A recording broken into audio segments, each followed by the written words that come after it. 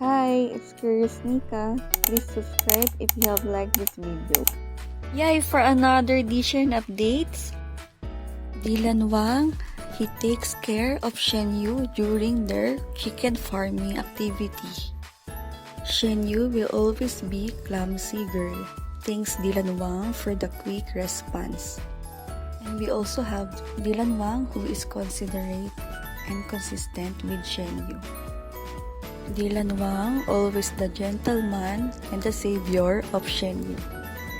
So please comment below your reactions or observations regarding our dyshen babies. I would love to read them all. And that's it. Thank you all for watching. Have a good day. Stay safe and be happy. Bye!